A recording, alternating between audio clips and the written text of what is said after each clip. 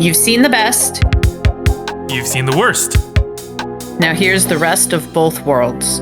I'm GayFesh, and I've kept Rick Berman locked in my basement since 2005. And I'm Ari, and when I was younger, I thought William Shatner was my grandfather. And today we will be reviewing the Next Generation episode Encounter at Farpoint. But first, we decided to do this podcast because we each have a different history with Star Trek. Relationship? Relationship. We have a different relationship with Star Trek. So why don't you tell me about your relationship with Star Trek? I grew up watching the original series on like reruns on Channel 11 when I was a kid, and I saw all the movies, usually on my birthday because they came out in December. But I have never seen any of the shows except for Voyager. So I recently decided to just try The Next Generation because any and everyone says it's amazing, and this is where we're at. As for me, I don't remember a time when I wasn't watching Star Trek. I thought it was just something that was always on TV. I grew up in the 80s and 90s, and I just thought The Next Generation was just always a thing. I have seen every episode of every series at least once, like the newer series like Discovery and Lower Decks and Picard. I think I've seen each of those episodes once. But if you go back to the 90s series, I've watched all of them at least 3 or 4 times. I ran a blog for 7 years called Chrono Trek, in which I reviewed every single episode of Star Trek. I watched you do that too. It took you a very long time. Yes, it did. So we thought we would have this podcast so that we could get different insights, a veteran and a novice. So yeah. With that out of the way, let's get into the episode. So our first episode, and I'm kind of excited because it's our first episode, is Encounter at Farpoint, and it's written and directed by DC Fontana, and Geden Roddenberry were the writers, and Corey Allen was the director. Captain Jean-Luc Picard leads the crew of the USS Enterprise D on its maiden voyage to examine a new planetary station for trade with the Federation. On the way, they encounter Q, an omnipotent extra-dimensional being who challenges humanity as a barbaric inferior species. Picard and his new crew must hold off Q's challenge and solve the puzzle of Farpoint Station on Deneb 4, a base that is far more than it seems to be. So, what were your impressions of this episode? Well, space jellyfish is not what I was expecting. I can say that for sure. I was not expecting where it went. So as far as what I was expecting, I think I was expecting something a little bit more cheesy. And I mean, while it was super cheesy, I actually really enjoyed this episode. I've now seen it twice because I rewatched it so we could talk about it. Mm-hmm. And I really liked it for both parts of it, because to me it's very obvious where the two parts change, even though Netflix has it as one episode. I really like the first part more than the second, and on second watch I realized that's because I like Q.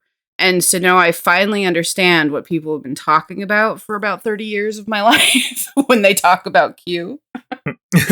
So my impressions of it were that it was a little bit more like polished than I was expecting for a pilot of The Next Generation, having seen random references and episodes going on TV when I wasn't really paying attention to them when I was a kid and stuff. So it was more polished than I expected. Mm-hmm. So it actually was aired as a single episode. It's been split into parts 1 and 2 for like syndication purposes, but it was just one single episode. However, it was written as an hour-long pilot, and then the studio was like, "Hey, make it 2 hours," and so that's when they added the Q subplot. Yeah, so, I read that when on IMDb later, and I was like, oh, that's interesting, because obviously Q's the most important, interesting part of the episode. And he was basically an afterthought. Right. And you can also kind of like get that feeling from the writing, because the mystery of Farpoint doesn't seem like it's a huge challenge, but like it's played up through the episode. That where Q's like, oh, you'll never figure this one out. And I'm just like, I don't know. I feel like they figured it out. You didn't even need to be there. I know. That's true. When you think of it from like more of like a high up perspective, Q didn't really need to be there. But it sure does make the episode more interesting. And the Q stuff, I think, is the interesting stuff in the episode. particularly because it completely changes the course of the episode. The original episode was just about them solving Farpoint, but Q in there makes it about humanity and makes it about how humanity has evolved in the 400 years between now and then. Yeah. I like the different costumes Q goes in and the different eras of humanity he represents. They kind of play Q's costume changes a bit in the future, but like for the most part, when we see him in the future, he's just wearing a Starfleet uniform. So I read why that is, though. I did a little bit of reading on this episode. I read because originally, apparently, Q was supposed to be a multifaceted like race that all looked like Q, and so he supposedly that's why he plays the costume changes and the way that he does is because originally it was supposed to be like a hive mind type race that but they all looked like Q. Oh, that's interesting. I don't think I'd read that. I think you've got something I was that flipping through know. the IMDb. And I saw that, and I was like, "Oh, that's interesting." Because, if you, the person who wrote the comment, says if you go back and watch the episode with that in mind, it kind of makes sense. And it makes sense that they got rid of that later, so he doesn't play it up as much, which is interesting to me. I'm going through my notes here, and I have written, "Why is the phaser so tiny?" So when Q freezes the guy that had pulled the phaser on him, and then Picard pulls it out, it's like this not even credit card size thing. It's just little tiny, like, it looks like a pog, basically. Huh. I did not catch that. And it was just for that episode. Later on, they ended up they're more like a dustbuster in shape and size. But it's this little funny thing where in the pilot they're like, oh, well, it's the future, so the phaser doesn't need to be as big. But I'm like, well, there's a utility to that size. There is, yeah. Imagine pulling a little credit card out to shoot somebody. Like, that would be hard. Yeah. My notes say that Kenneth Branagh would make a great Q, and I stand by that. Ooh, actually, no, I agree with you. That would be fun. Though John Delancey is Q, obviously. Obviously, his whole thing kind of is Q, but I don't know why I wrote that note, but I think I just thought it would be. I was thinking of other people, probably because the Shakespeare thing. Because there's a couple times, doesn't Q quote Shakespeare, or am I misremembering? I don't think he quoted the Shakespeare in this episode, but I do know that Picard has quoted Shakespeare at Q in future episodes. Okay. Shakespeare's more Picard's thing. So, have you seen Star Trek The Motion Picture, the original one? I have, a very long time ago when I was a child. I haven't rewatched that one. So, do you remember Commander Decker and Ilya?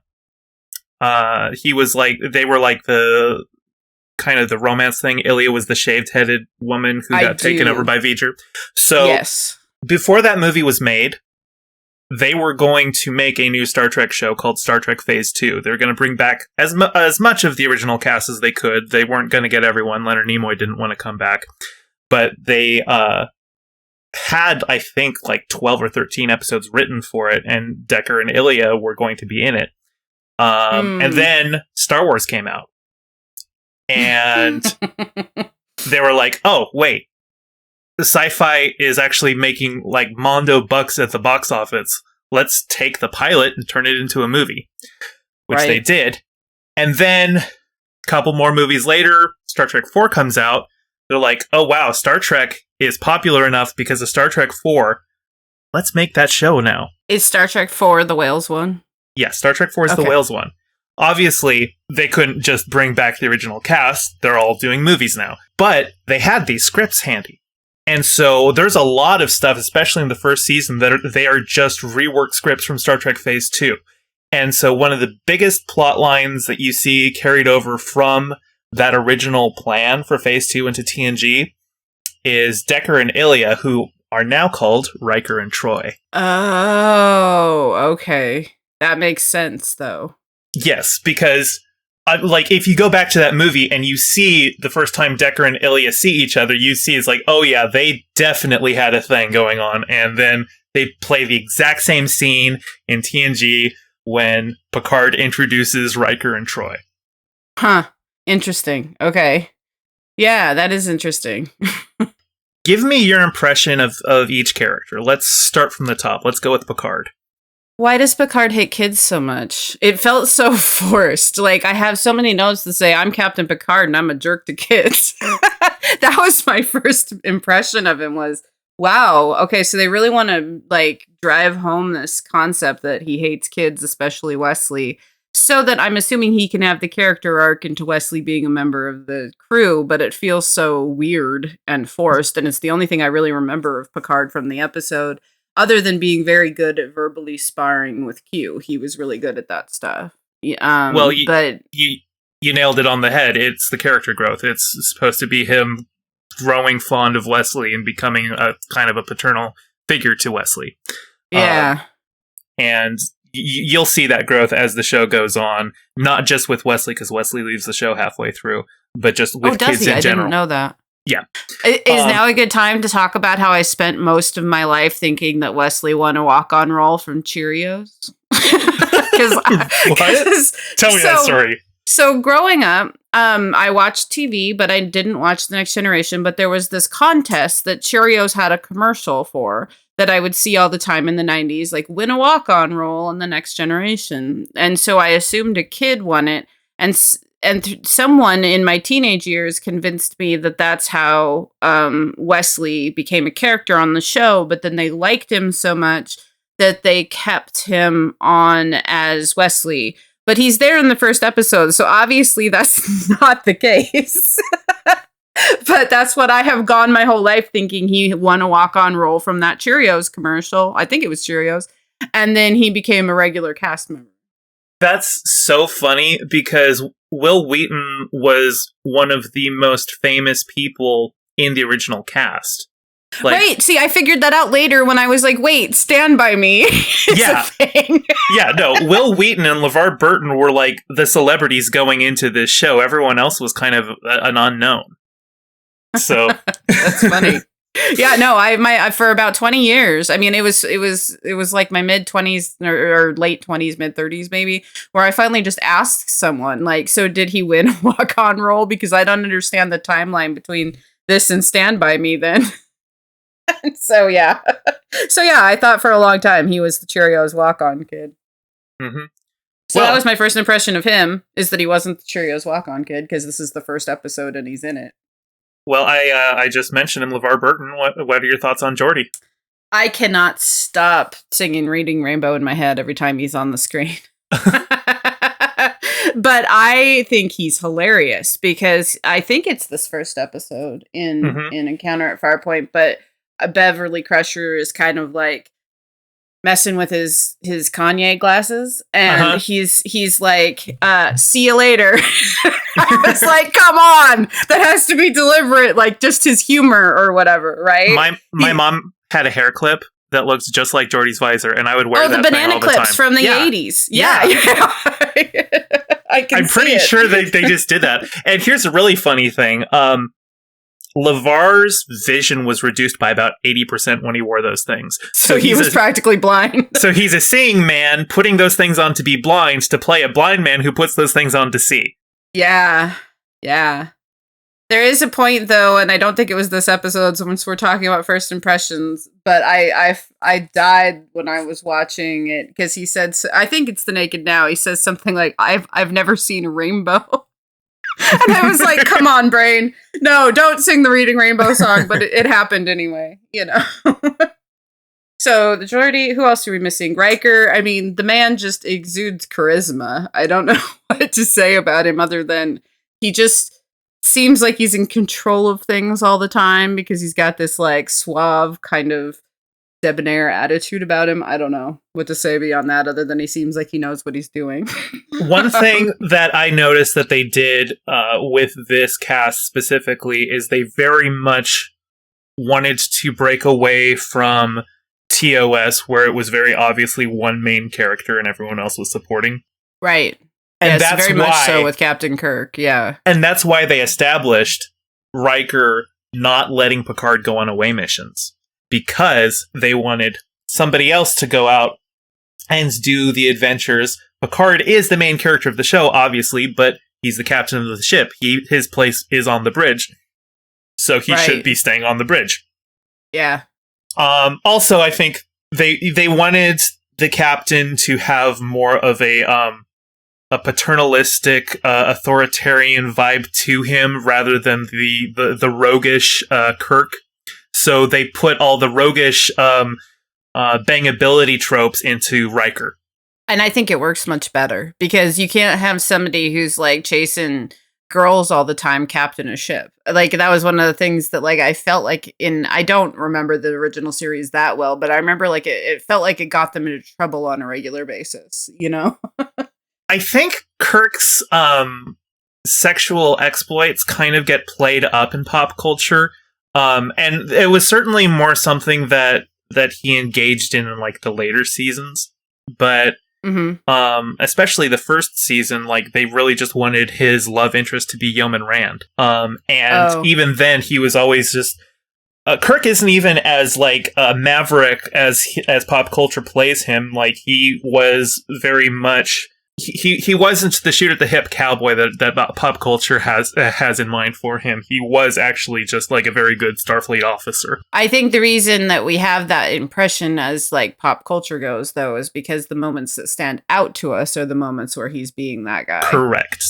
And that's definitely the Kirk that we got in the J.J. Abrams movies. Oh, true. Yes, that is very much the Kirk we got in those movies. And Chris Pine plays him very well, you know, and in that way. But it would be interesting to potentially see like a Star Trek like reboot of the original series that writes it in a slightly different way. But I don't think they'll ever do that since they just always kind of move on and do a different crew, different stories kind of thing. Well, the closest we're getting to a TOS reboot is Strange New Worlds, which should be premiering next year, which will be set during Captain Pike's time as Captain of the Enterprise. So, oh, that's right. Yeah, I forgot about that. We're going to have several of the TOS characters in there. Spock's going to be in there. Uhuru's going to be in there. Nurse Chapel's going to be in there. All with new character and all with new actors, people obviously. Playing them. Okay. No, they're wheeling out Nichelle Nichols to to answer the phone for the Enterprise. Speaking of which, I had to ask, even though it was my second watch, is that Bones? Yes, that is in fact DeForest Kelley playing Bones. And then I had to Google it. Turns out it was supposed to be Spock, but the contract negotiations didn't go well. Well, Leonard Nimoy has always... Getting him to come back to Star Trek has always been a thing of, we're going to give you... Like, the only reason he agreed to do Star Trek 2 was because they killed off his character. And then they're like, well, we want you to come back. And he's like, well, I'll come back, but I get to direct the movie. And yeah, he directed Star Trek 3. So, oh, he did. I didn't know that. But it's interesting. But even getting DeForest Kelley was a very interesting story, because when it was announced that they were making Star Trek The Next Generation, DeForest Kelley was quoted as saying that the only Star Trek was his Star Trek. So it seemed like he was not happy that they were going to be doing a new Star Trek. However, Gene Roddenberry asked him to do the cameo, and he expected him to say no. But not only did DeForest Kelley say yes, he said he was delighted to do it, and he did it for SAG scale. What does that mean, SAG scale? That means he did it for the minimum union required payment. Oh, interesting. Yeah, he didn't do just to kind of help, or... Yeah, he didn't do it for, like, he could have asked for a lot more money to do that cameo, I'm sure, and he just got, like, paid a day scale for the work. Interesting. Huh. So as far as first impressions of characters go, Deanna, at that first episode, I'm not sure how to feel about her. She gets better. She gets somewhat better. The writing for her is always kind of, it feels like they really didn't know what to do with her character, and especially like in season 2 when they bring on Guinan, the bartender who she ends up giving people good advice, and like you just feel like, is that Whoopi Goldberg? That's Whoopi Goldberg's character, yeah. Okay. And then you just kind of feel like, what exactly does she do on this ship? There are some episodes that do treat her better later in the show. Especially, I think a big part of it is after Encounter at Farpoint, we basically never see her in Starfleet uniform until season 6. Okay, that's in my notes because but not for this episode, but we'll talk about it now. How come she gets to have a fancy outfit? Like, is it Betazoid cultural? Is that what it is? Or why does she have these weird ass one-off outfits that nobody else has? 2 words. Rick Berman. Rick Berman was the executive producer after Gene Roddenberry, and he was one of the producers during Gene's tenure, and he was a massive sexist, massive asshole. Nobody has anything good to say about him after having worked with him. He drove women off shows all the time, and he was always obsessing with cleavage. And that's why Deanna Troi is always wearing low-cut dresses. I see. And he probably had something to do with Tasha's outfit in The Naked Now then, too, because I was like, wow, that's an outfit. That might be Gene Roddenberry, honestly. Gene Roddenberry really, really likes his sex, too, so... So, one of my notes, because I can't be serious about anything, says, does Deanna get her power from her hair, because it seems to be growing? Yeah, her hair in that episode is, it's definitely a thing. It's a thing. It's like a character of its own. Like it keeps moving and changing, and every time she's on screen, I'm like, look at that hair. It is very 80s. Yeah, it's the hair my mom still has to this day. But yes, it's very 80s. Now, can you tell me, do you know what distinguishes visually a Betazoid from a human? No, actually, I'd love for you to tell me. They have fully black irises. Oh, does she wear contacts? She does, and it's actually a shame because if you've seen Marina Sirtis's eyes, they're gorgeous. And oh no, I'll have to pay attention. And they get covered up with these with the black contacts, and it's kind of a shame. I wish that they had just given her, like, I don't know, like a forehead dot or something. Or something, yeah. And she's only half Betazoid, right? Yes. Her mother is Betazoid and her father is human. Because they love that, because that's the same as... No, it's the reverse, right, of Spock? His mom... No, his mom is... His mom is human. Human, yeah, okay. So yeah, I mean, I don't know what my impressions of her are, but my first impression is it really ethical to continually bring her on these missions? Because people feel things they don't always act on. Mm-hmm. But I have a lot of questions of ethics around whether or not she should be coming on these missions, because she often stands there and goes, yeah, they're lying, or whatever. You know? And it seems like the ethics... She's very useful in, like, negotiations, because she's like, oh, they're lying about this or that. And that comes up a couple times in, like, diplomacy stuff. I think it's interesting that they chose her to sit right next to Picard. And I think... Especially in this episode, you notice she's like, well, this episode and a couple other episodes, she seems like she's one of his main advisors. And I think it's just because she's a Betazoid, she has a certain insight. So she's there to give the captain insight on things. Unfortunately, the things she gives insight on, 9 times out of 10, it's like, yeah, I can read their face too. I know that's what they're feeling. Thank you. Thank you very much, Deanna. Yeah, it doesn't exactly seem all that helpful. I'm trying to think of, is there anybody, I guess Data and Worf are the other two that I can think of off the top of my head. And Dr. Crusher. Oh, and Dr. Crusher, yeah. So I definitely think that either Bev and Jean-Luc have had sex, or they want to have sex, one or the other. There is a definite sexual tension there, and I don't think it ever gets fully resolved, but it does kind of get, like, pushed into the background. I will say that as the show goes on, Beverly is probably Jean-Luc's closest friend. So more like a best friend rather than a love interest after a while. Yes. And chemistry can be that. It doesn't have to be romantic. So that's fine. That's whatever. But that my first impression is something about the way they interacted. My notes say, oh, they've slept together or something. It certainly seems to be the intention that she was written as his love interest. They ended up not going that direction in the show, but that seems to have been the intent. But I really like her. Like, I don't know why, but she strikes me as the character I might relate to the most. Maybe because she's a mom, maybe because she's a doctor. I don't know, but I really like Beverly Crusher so far. Maybe it's just because she's a redhead named Bev, and I have it. I love Bev from It, so maybe that's what it is. Which came first, It or Encounter at Farpoint? Well, It was written in like 83. Okay, so that came first. Yeah, and then the when did When did this episode premiere? The one we're talking about? 87. Because I believe the It miniseries, the one with Tim Curry, and that one was 89. So it was right after, if I remember correctly. So, yeah, it's just funny that it's a redhead named Bev. But so far, I think she's one of my favorite characters on top of Tasha. I really like Tasha. Oh, yeah, that's right. We forgot about Tasha. We did. I really like Tasha. In the few episodes that I've seen, she's written kind of all over the place, but we'll see what comes of that, I suppose.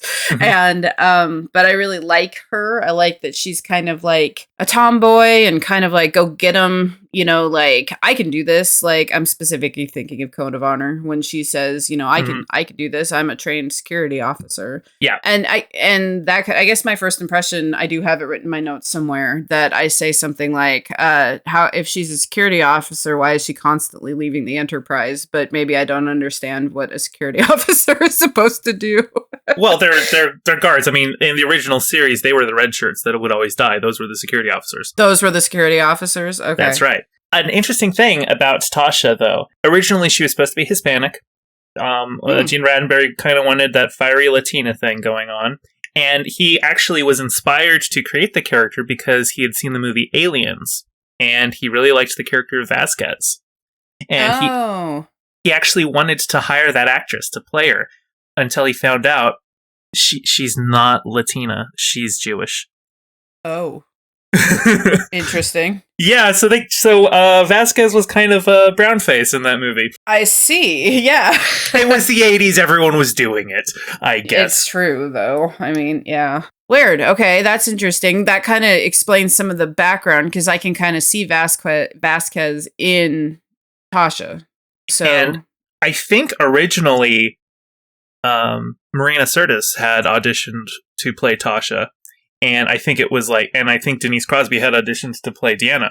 And I think they just decided, no, you know what, let's swap these two. I think it'll work out. What a great choice, because neither of them would have worked well in each other's roles. I can't see Marina Sirtis playing a hardened badass, but Denise Crosby plays her very well. Plays her very well, yeah. And I really like that she can fight, and she actually looks like she can fight. Like her choreography looks like she's actually been, taught how to look like she's actually fighting somebody. As far as Data goes, I wrote in my notes he's a walking thesaurus. Yes. Just like Drax, I'm sorry. I know a lot of autistic fans of Star Trek really latched onto Data, and you can really see it in early episodes when he starts info dumping and doesn't know when to stop, and it's obviously an inappropriate time to do it. And it's like, okay, thank you, that's enough. And it's like, yes, I definitely see that. It's just, I found my interest, and I'm just going to expound at length on it. I don't dislike or like Data yet in the few episodes I've seen. I just see him as kind of like an interesting character. I hate the color of his outfit, but I think you told me that was because it looked better with his like android skin tone or whatever. Yes. But that gold color is so ugly. And they use it a lot. They did a screen test with him wearing a blue outfit because he was supposed to be the science officer. Right. But the blue clashed with his gold skin so much, they're like, no, let's put him in a gold uniform, and then let's rename the science officer to Ops. Is that what he is officially, Ops? Yeah, he is the Ops officer. Okay, and then I guess Worf is our last character, and I don't have an impression of him yet, other than does he keep a hair straightener on the Enterprise? Because his hair is so perfect all the time. But he doesn't get a ton of time. He's basically a glorified extra in this episode, and he's kind of treated that way for most of the first season. I'm not even sure, I think seeing the original audition sheets, the original cast list for The Next Generation, I don't know that Worf was even counted as the principal cast. Probably because they didn't want to focus on the Klingons? You think that's why? Because they were trying to get away from the Klingons, right? That's why the Betazoid exists and why Ferengi were introduced and stuff? Yeah, maybe. I think it's more like they just hadn't put a lot of thought into it. Like I said, he doesn't really get a lot to do in the first season. It's really going forward in season 2 and stuff that they figure out what they want to do with his character. Interesting. What I think is funny is just the makeup in this episode. and for a lot of the first season, just the forehead makeup that he wears behind the scenes, they called it a turtle shell. So they're just like, oh, he's just got the turtle on his head. But just the first season is just so bulbous. It's just like it does look kind of increasingly uncomfortable. Like it just looks like, wow, I can't help but stare at it when he's talking, kind of thing. So so you're saying it gets toned down later? Yeah, it's not so, it doesn't make his head bulge out anymore. It seems like they were like, okay, no, let's make sure that it actually fits the shape of his head. Yeah, which is good. Okay, did we miss anybody? I think that's everybody. There was technically Chief O'Brien was in this episode, though he was not named. Interestingly, because he's in this episode, and because he later goes on to join the cast of Deep Space Nine, he is, I think, the only actor to appear in both the series premieres and finales of both The Next Generation and Deep Space Nine. I think so too, because there was a few that I saw in the notes on IMDb for this episode that were in the first and the finale of Next Generation. Yes. But including O'Brien. But that there wasn't, but they didn't talk about that. But yeah, I think as far as I know, that would make sense too. I don't know much about his character at all yet. I just have him written down as that asshole from that Tom Cruise movie. He doesn't, he's more of just like an ascended extra in the first couple seasons. There's just, they wanted to have a continuity of extras on set who would always be there. So you're like, well, of course they're there because it's the crew. Why would they keep rotating the crew out? But once they start developing Deep Space Nine in the background, I think that's when they start giving him more to do on TNG so that he's a more established character once they bring him over. Yeah, that makes sense. So one of the things, I'm going to take over and ask a question, because one of the things that's been bothering me since I watched this the first time and then the second time, and maybe I don't understand what the Enterprise's actual mission is, but I'm under the impression that it's like a diplomatic thing that they just go out and it's kind of like Interstellar AAA. They go out and help people, right? Like if they need help. Why do they have a battle bridge? When you're going into space. And torpedoes. Well, yeah. If you're going out into unexplored territory, you don't know if the people you're going to run into are hostile. And if they are hostile, and you don't have torpedoes, you get blown up. The battle bridge itself being called that is because it is the secondary bridge that is on the star drive section when they do because the whole idea is if and they intended to do this more in the show, but they ended up only doing it like 3 times, the saucer separation. The idea was if they got into a dangerous situation, all the civilians would go onto the saucer while the star drive section would go into battle. So that brings up my second question, which is why are there so many civilians on the starship? Why are there so many people here? Not every job on the Enterprise requires you to be a Starfleet officer.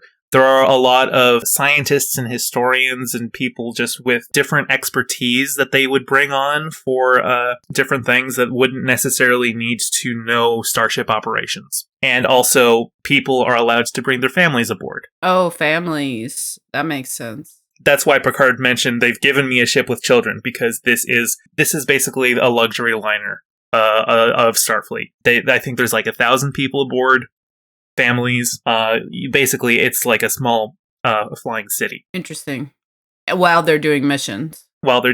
Yeah. Huh. Once they get into situations like running into the Borg or the Romulans, it's just like, why are we sending this ship with, 100 children aboard into, like, war zones? Yeah, that's kind of what I'm asking. So having only seen the movies, that it makes me go, wait, what? There is an episode in like season 3 that takes place in an alternate timeline where Picard says, "Why would we have children aboard? This is the ship of war." Right. I think the idea of having that is just they don't want it to be a ship of war. They want it to be a ship of peace and exploration, and so having a community aboard really helps with that. Okay, I can see that. That makes sense. Let's talk about the trial scene. It's interesting, because it was supposed to be set during the post-atomic horror Of the 21st century. Of the 21st century. Oops, yeah. World War III is a massive nuclear war. Like 600 million people die. And looks like things kind of fall apart in the interim. Yeah. One thing that just keeps bugging me about that scene, though, is they had the one Asian guy who would hit the gong and say, "Rise for honor, judge." And then they had the other guy, they had a little person next to him who was very obviously not Asian, but they still gave him the Fu Manchu and like the wispy eyebrows like he was supposed to be Asian. Yeah. And I was just like, what is this? What are you doing? This is very 80s. If you tried to do that today, people are like, what are you doing? Yeah, no, I know what you're talking about. But I loved that scene. My notes say that Q and Picard are trying to out Shakespeare each other, but I thought it was really cool. Like, I don't know. It reminded me of an episode of Doctor Who a little bit, like with the jumping through the different kind of like how Q goes from being the judge to like being the guy in the military uniform to like there was something about it that was very Doctor Who-y to me. But maybe that's what made me like it. But I really liked putting humanity on trial. I don't know. It was a very interesting thing to do in the first episode of the whole series. Mm-hmm. And humanity is still on trial. Picard got a stay from that one, but Q points out later is like, "Oh no, this is an ongoing thing." Yeah, I have in my notes it says humans have always been savage, and it says way to admit the bare minimum. Yeah, so I could see it coming back around. So let's talk about the saucer separation a little bit then. What was with the whole, like, let's have Riker do it without the computers to help? Because it was like, is now the time for this? Like, why are we having a dick measuring contest in the middle of all this? It wasn't a dick measuring contest. Did you notice how standoffish Picard was with Riker until that point? No, I didn't catch that. When he comes aboard, Riker doesn't make eye contact. He just makes sure he's like filled in. I don't think Picard's ever met Riker before. I mean, he's selected him as his first officer, but he wants to make sure that he made the right choice. I'm sure he picked him just based on his service record, but he's putting him through the ringer to make sure that this is the guy that he wants. The manual redocking of the ship itself, it's not brought up a lot in the show, but Riker's one of the best pilots in Starfleet. Interesting, because I also noticed he didn't really actually do it. He just told the people who were controlling the controls what to do. Right, but he was able to eyeball all the commands just like that, and he got it. Like, that's a very difficult procedure, and he was not even looking at any instruments. He's just looking at the view screen, eyeballing it, and he got it. Interesting. Yeah, I thought it was interesting. I just didn't know if now was the time for it. But yeah, I like the way that you put it, because it makes sense if they've never met each other before, that Picard would immediately kind of put him through okay, show me what you can do. Where is the saucer? Is it gone forever? I didn't know, like, when they separated the saucer, I was like, okay, well, how do we get those people back now? Goodbye, people. Yeah. When they separated, I think Worf just set a course for Deneb 4, and while the Enterprise went off to fight it, and then the Enterprise warped ahead to Deneb 4, and then just waited for the saucer to catch up on impulse power. I see. Okay. Yeah, because when they redocked, I was like, oh, there it is. But at first I thought, oh man, the saucer's gone. So there's so much carpet in the Enterprise that I think that's an interesting design choice, but I also want to talk about the chairs that they sit in. Okay. So I have this weird obsession with furniture in like futuristic movies, mostly because of 2001. But I noticed that the chairs that like Data and Geordi sit in, those chairs, are like, they're this weirdly like reclined, like very comfortable looking chair that seems like it would be the antithesis of sit up and pay attention, we're being attacked. Like, because it has them like in this very relaxed, like lay back on this cushy, plush, velvety chair while you control the starship. And I just thought the shape of it was so weird. And they look so cozy, but cozy isn't necessarily what you want on the bridge, right? Because the bridge is controlling the ship or whatever. So between the chairs and the carpet, it just reminded me of every house I lived in the 80s when I was a kid, you know? Yeah. But I thought it was so interesting, those chairs, because they're kind of the opposite of like 2001, where everything looks so uncomfortable to sit in. No one would ever want to sit in those chairs. Those chairs looked way too comfortable for like a bridge of a ship that might need to go into battle. Well, I think that was a deliberate choice to make it not look like a military vessel. That's interesting. And yeah, and I guess there is the battle bridge. They're not really meant to be battling from the main bridge, right? And the battle bridge is far more Spartan in design, did you notice? It's smaller, it's darker lighting, there's more sharp angles. No, see, I didn't catch that, but that's a good point. Because yes, the bridge itself with all the carpet and the very comfortable looking chairs and stuff, I was concerned about their ability to actually like have a fight. You know? Mm-hmm. So how come people just wander into people's holodeck experiences? That's so weird. So I think especially early on, later on, the holodeck is more treated like okay, it's my private time. But early on, I think it's because there's only so many holodecks per ship. That it would just be like a rec room where, you know, you would have a program running, but a bunch of people could enjoy it at once. So it was just Earth Forest was one of the programs that they you know, people can just come in and enjoy. Interesting, but later on it becomes more of a private thing. And it may be a thing where like you might have a holodeck that is designated for public use, or you could reserve a holodeck and have it set to private. And you know, like how sometimes if you're playing a game, you're like, sure, I'll do open lobby and people can come join my game if they want. Or today I'm like, no, I just want to play by myself. So it's probably something like that. Data didn't seem to mind enjoying the holodeck with other people. Okay, yeah. See, in my mind, when I've thought of the holodecks throughout my lives of being alive, I have always thought it's like this place where you go to have like a private experience or whatnot. And so I was so surprised in this first episode when people just started coming into the holodeck where Data was, you know? Mm-hmm. And actually, this isn't the first instance of a holodeck. Gene Roddenberry had the idea for a long time. It was just doing it on the original series would be cost prohibitive. But in the animated series, the 70s animated show that was basically like season 4 of the original series, they had something called the Rec Room, which was basically just a holodeck. Interesting. Okay. And when we see the holodeck later, and I think Code of Honor, I realized for the first time, and you're going to laugh, but I realized for the first time that the Dreamatorium is patterned after a holodeck. And I figured it was sort of based on Community. I kind of figured it was based off of that, but I didn't, even the yellow lines and everything I had never seen before until I saw Code of Honor, and I was like, hey, it's the Dreamatorium. Yes, that was the reference. Yeah, I mean, I figured that's what it was, but I had never actually seen like the yellow lines on the wall.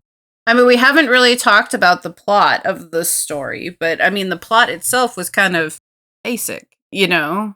Yeah, it was pretty basic. It was, they captured an alien, forced it to build a thing, and then its husband came up and was like, what the hell are you doing? Yeah.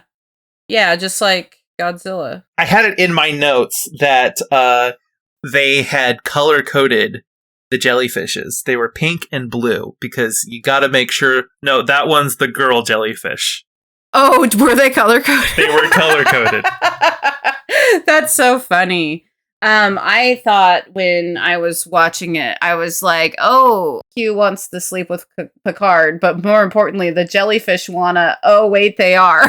Yeah, they kind of do the do on screen, don't they? Yeah, just like they're one of the blue guys from, what's it called? Avatar. Like, they just put their little tendrils together and do the do right there. I don't really remember what the guy's name was, but the older guy that looked like James Halliday from Ready Player One that turned out to be the bad guy the whole time. Groffler Zorn. Yeah, he was an interesting character. I liked the way he was acted, and I liked him being there. I found him interesting. And he's kind of a sniveling little prick. Yeah, like it kind of reminded me of like, oh shoot, the name is escaping me, but the guy that poisons the king and Rohan in Lord of the Rings, kind of like if he had to go off. Wormtongue, yeah, it kind of reminded me of him, like kind of this guy that like maybe this is what Wormtongue did after he was banished from Rohan. But like someone who is good at like manipulating people and thinks he's good at manipulating people, but isn't as good as he thinks he is, kind of thing, you know? But that's what he kind of reminded me of, was Wormtongue, but I thought he was an interesting character that kind of gets overshadowed by the whole Q thing, you know? And if Q hadn't been there, I think that guy would have kind of been the main, like, oh, he's kind of a cool character, interesting character. Well, he was the main villain of it before they wrote Q into it. So yeah. One thing that I have seen this episode so many times throughout my life, and I just can't help but notice that once he's been beamed up to the jellyfish and is being tortured there, they only had like a limited number of lines for him, like as he's being tortured and complaining, and they just loop them. You can just hear him repeat the exact same screams and the same lines, like 2 or 3 times in the episode. And every single time they do it, I just can't help but notice it. I'm like, yes, okay, here it comes. There's the loop. All right, there's the other loop. So something I learned from IMDb, and I don't know if you know this, is that Industrial Light and Magic worked on this episode a lot, I guess. And it's the only episode they worked on the entire series, but they're credited throughout the series because they reuse bits from it so much. Well, I assume they're just the flyby shots. And they did the intro, the title sequence, which the title sequence is redone for season 2, but a lot of the elements of it they probably still kept. The interesting thing about the title sequence is that it seems to be Jupiter and Saturn, like it's our own galaxy. It is our own solar system in the first season. And starting in season 2, they do alien planets, but for the first season, they did our solar system. I want to know the age difference between Riker and Picard. Because I feel like it's not that much, even though they look vastly varied in age. I don't think they're that different in age, right? Because Jean-Luc is only like 35 or something, right? Well, no, actually. Patrick Stewart was, I want to say, 46 or 47 when they filmed. However, Jean-Luc himself is much older than Patrick Stewart. Okay. I didn't know that. I just was going by what age Patrick Stewart was and assuming that's what Jean-Luc was supposed to be. No, I think Jean-Luc is about 15 years older than Patrick Stewart. And because he's been a captain for 22 years of his career at this point. 22. That's a long time to be a captain. Yeah, he was captain of the Stargazer for 22 years before he became captain of the Enterprise. Stargazer's a much cooler sounding ship name.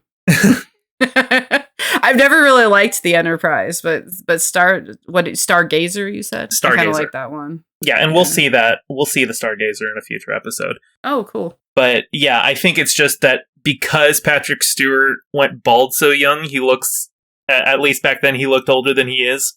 And also, it's the future, so people live a long time. I mean, Bones is 137, and he's still walking around and everything. That's right, yeah. I think Riker is in his late 20s or early 30s at this point, but Picard is around 60. Okay. I have man in a dress with an exclamation mark. That's Oh, yes. Let's talk about that. Man in a dress. Yes. That uniform variant is called the Scant. It's something Troy wore in that episode. And the fact that they had a man wearing it is actually very significant. They were like, look, we want to keep the mini skirt that we had from the original series, but let's be egalitarian about it. It's the future. Right. Everyone's gay. Everyone's going to wear a skirt. It's the 90s, Kimmy. It is a uniform option. Anyone can wear it, and I really like that they put a man in there. The writers were always more progressive than the producers. Rick Berman was a massive homophobe, and he didn't want anything gay going on. Actually, I think Geordi was supposed to be a threefer. He's a twofer. He's disabled and black, but they also wanted him to be gay. I heard that, too, I think, on the IMDb when I was looking for it. But no, I thought it was super cool to see, like, a dude walking around in one of the miniskirts, you know? Because, growing up watching the original series, I saw a lot of that miniskirt. You're going to see a lot of stuff in 90s Star Trek where it's very obvious that the writers are trying to get something pro-gay past the radar of the producers. I see. Well, hopefully it continues then, because I like it. I read on IMDb, I don't know if you know this one. This was one of the things I was going to try to stump you with, but I couldn't put it into a question. But there's a shelf in the mall scene, the mall at Farpoint. Okay. And that is also, it's from the second or third Star Trek movie. It's in Kirk's quarters. Interesting. And then it shows up again in, I think, The Naked Now in Tasha's quarters. So they kind of just moved that piece around for those first couple episodes, but it had come from one of the movies, I think the second or third one. And I thought that was an interesting prop, like that it's made its way around these 3 different episodes or whatever. Prop and set reusage is like a big thing in Star Trek. You're going to see a lot of reused sets, or you're going to see a lot of repurposed props. Actually, I'm pretty sure all of the sets for TNG were redressed sets from one of the movies. They would make sense, though. It's the same universe and everything. Yeah. It's not like where Kubrick said, destroy everything. I can't have anybody making a space movie that looks like my movie. And the only thing that made it was a couple spacesuits, and they make it into another B sci-fi movie later that I watched specifically to see those spacesuits and the ones that Dave wears to go out when he does his spacewalk, because Kubrick said don't reuse my space shit in other movies. But with it being within the same show and the same universe, it plot or set reusage and proper usage makes sense to me a little bit more than in maybe something else, But if you go to Wrath of Khan and watch the scene where Spock dies, you can easily recognize that as yes, that is in fact the Enterprise D engineering of room. That they just redressed it.